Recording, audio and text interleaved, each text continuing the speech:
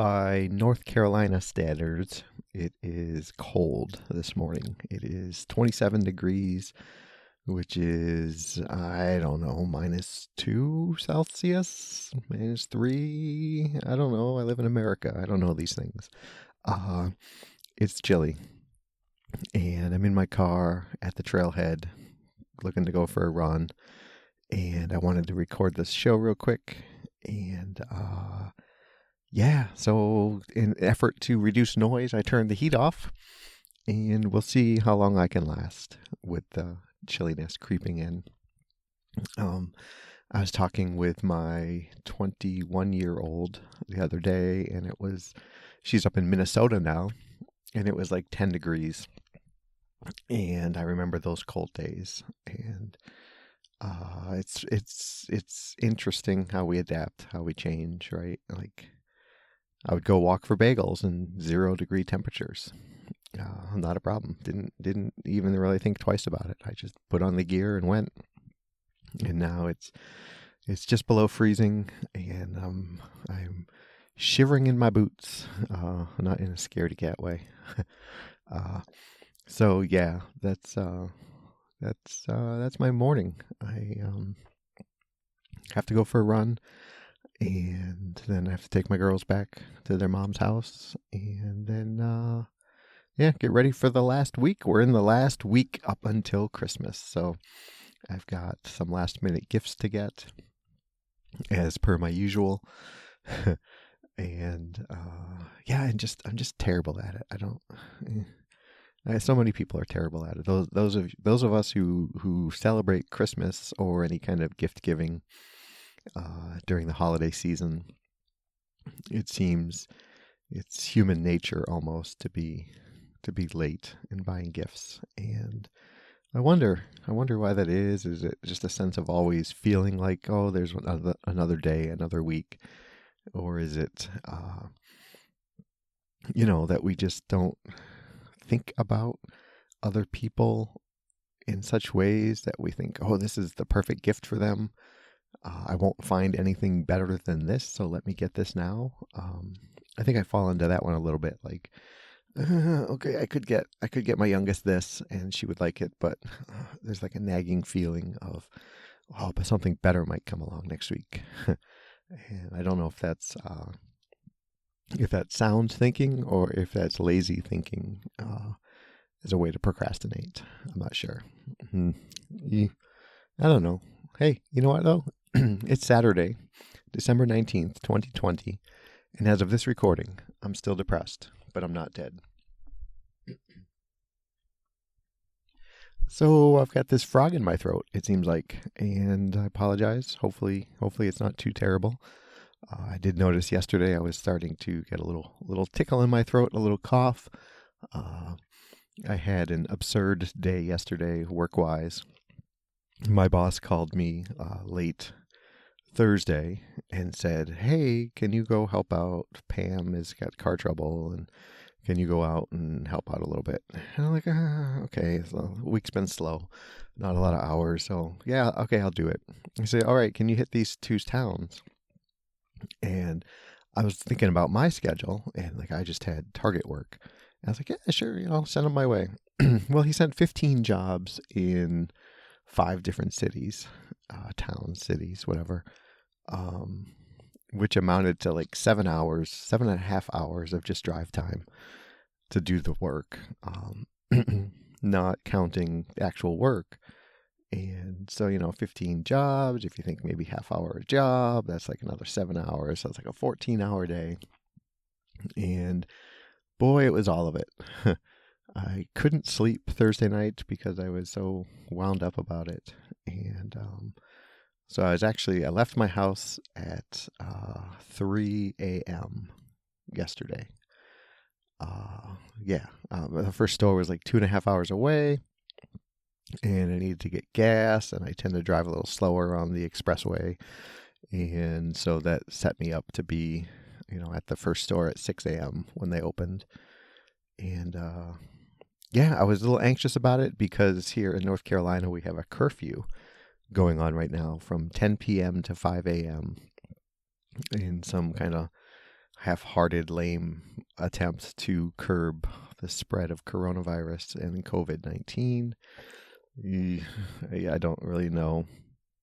I think the thought process behind it is we keep people from going out and being in bars and drinking and partying and making poor choices. But yeah, I don't know. It seems kind of silly.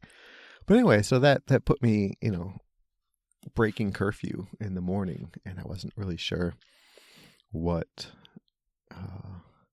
if I should do it, what the real policies were as far as enforcing it. And yeah, but I did it anyway, and I was surprised to see as many cars on the road as I did that early in the morning. And I have eyeglass prescription, and it's for both near and far, mostly far.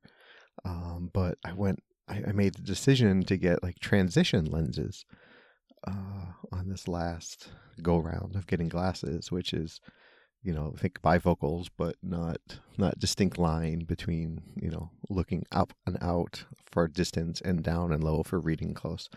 And I just don't like them. It really bothers me when I drive. So I don't wear them really when I drive, and it's not terrible. I mean, my eyesight isn't crisp.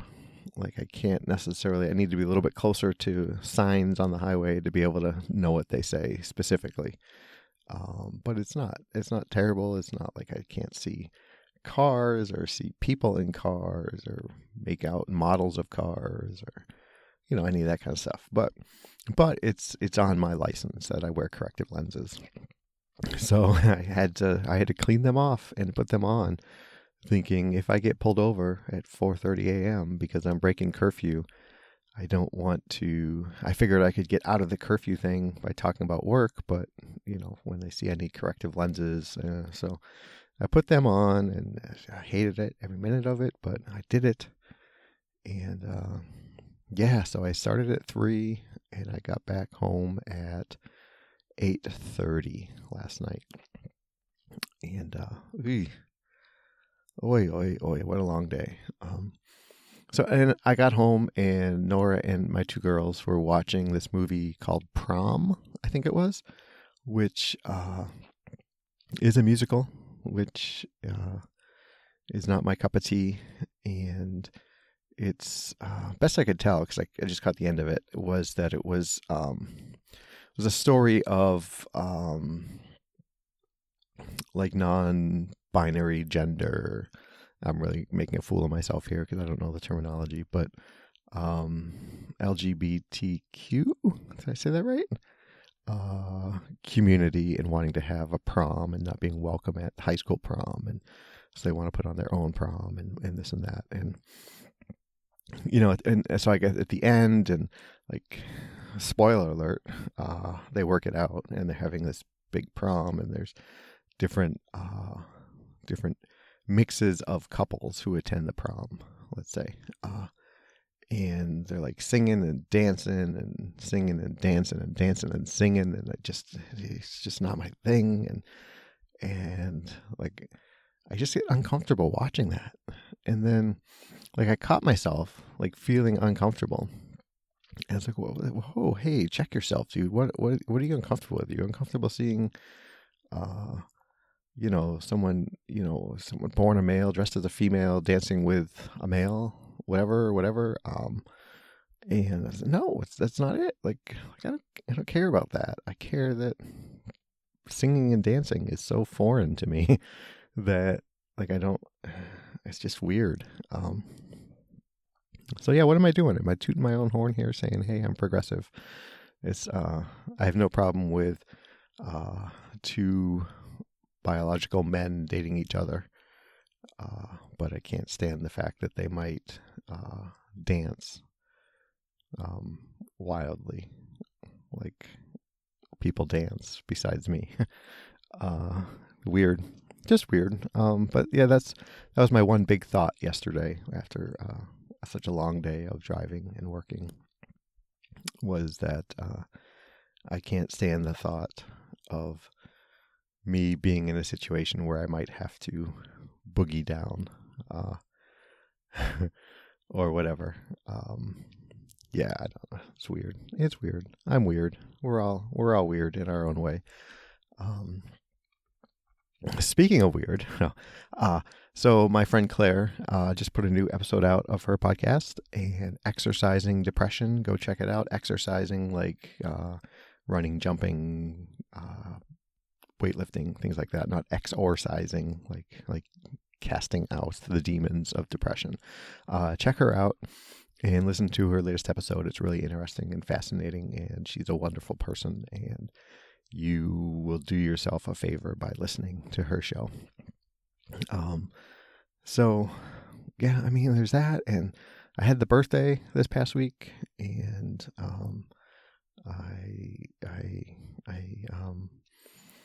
didn't, wasn't a thing, right? It's not a thing. We had pistachio cake. We opened up a few gifts, and it was just nice. It was just nice to be with my girls and Nora, and just, feel good. Oh, so I've talked about on the show, one of my favorite TV shows ever is Whose Line Is It Anyway?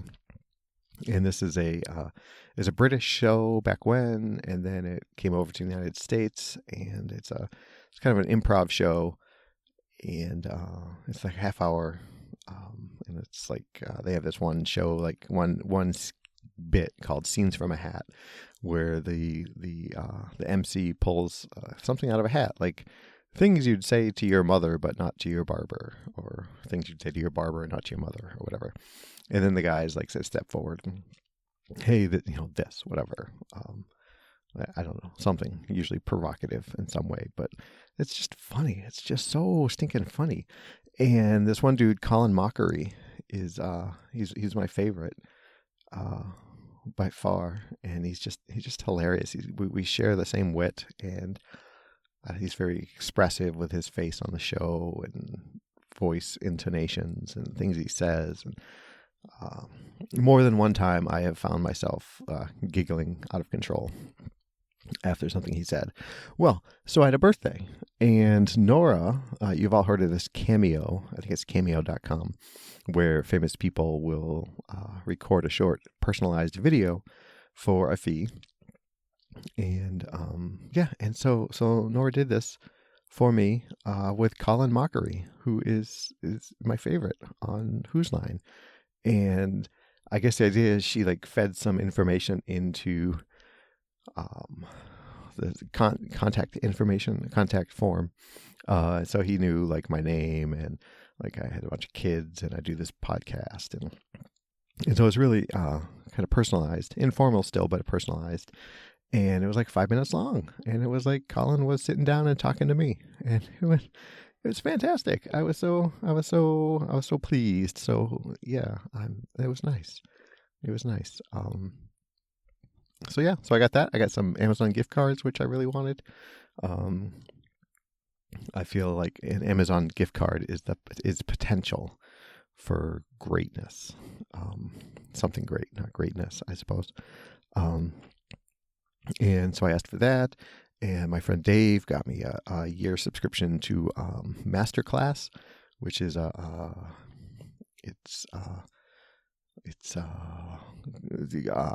online learning kind of thing, pre-recorded classes by various experts in certain fields.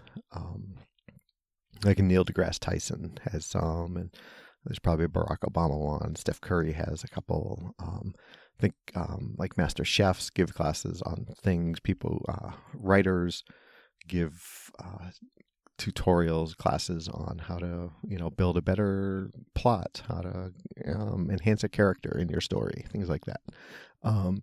So it's 1 year unlimited classes, and it looks really cool. I'm looking forward to that.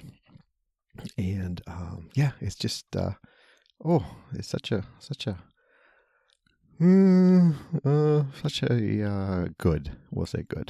good birthday of sorts, as far as raking in the gifts and being surrounded by my girls and my Nora. It was nice. It was nice. So it sets off. Sets off, but not the way like whatever.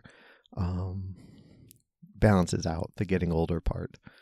And I've realized with Christmas coming, we've got 2 weeks till New Year's this year. And I will have to get on here and tell you guys that I sucked at all my New Year's resolutions. And here's my new batch of New Year's resolutions. So, yeah, expect that to come. I want to be a good podcast host and like recap the year. And in doing so, I would want to reference things that happened during the year, and that would necessitate that I remember things that happened during the year.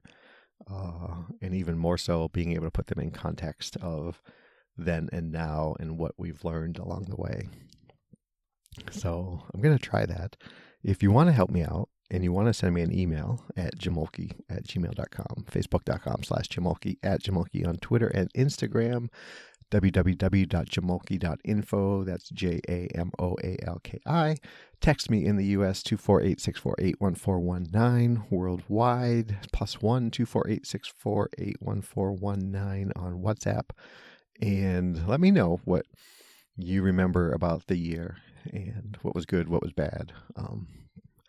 Seemingly it's hip to say more bad than good, and that's probably true in the aggregate, but everything wasn't bad, right? We all had some good. But yeah, let me know. Hit me up before 2 weeks is up, and let me know. Give me some idea. Give me some fodder for my podcast. That would be great. I would appreciate that. I'm looking to get some folks on the show still. So I'm begging you, if you've ever wanted other people to hear your voice across the world in small populations. So worldwide, yes, but not like the Pope is known worldwide, right? Not like Michael Jordan is known worldwide. Maybe like 5 people outside the U.S. or whatever it is. Yeah, come on, let me know. Get in touch with me. Let's talk. Let's rap. Let's do that. Yeah. Oh, the car just started up. I have a hybrid. I think I've talked about that. So the battery is run low a little bit. So the engine has started. So I'm probably making noise. And I'm really, really babbling and yammering and stammering. And I found myself the other day looking up therapists, and I don't know if subconsciously that means that I realize I'm struggling with something. I don't know if subconsciously that means I'm doing a little bit better, and I tend to want to make improvements when I'm feeling better, right? That's when you get feeling a little better and you realize, hey, I have the energy to talk to someone or whatever. So maybe that's on the horizon. Maybe that's a New Year's resolution I should look into. I don't know. I listen to podcasts and they're all talking about like BetterHelp.com, Teladoc, and something else. Another one. But like they don't seem to take insurance. So good for folks who don't have insurance and they want low cost, kind of therapy options. But for me who has insurance, it's actually more expensive to use these services. So I'm looking for someone. I think it's been quite. Hang on a second. Okay, I'm back. Did you miss me? Yeah. I've talked about it extensively. How I've not really found a good pairing for therapy in a while, and I don't know. I don't know if it's me, if it's them, if it's whatever, but I think it's mostly me. I'm not one that keeps long-term relationships in general, with notable exceptions. But so maybe it's just me pushing away my therapist like I would push away a new friend. I don't know. Yeah. So I think I'm going to wrap it up here. I want to say more, but I don't know what to say. And that seems to be a common theme, but we're at 20 minutes and that seems to be my length these days. So please, please, please, please hit me up. Let me know how you're doing, what you think of the show, something good, something bad, share, gloat, boast, commiserate, whatever you like. I'm here. I'd love to hear from you. If you listen through iTunes and you have the means and the desire, go ahead, give me a 5-star review. Leave something. Let me know what you think. Let others know what you think. Help others find the show. Yeah, let's do it. Let's be a community. And till next time, everybody be safe and be well. Thanks.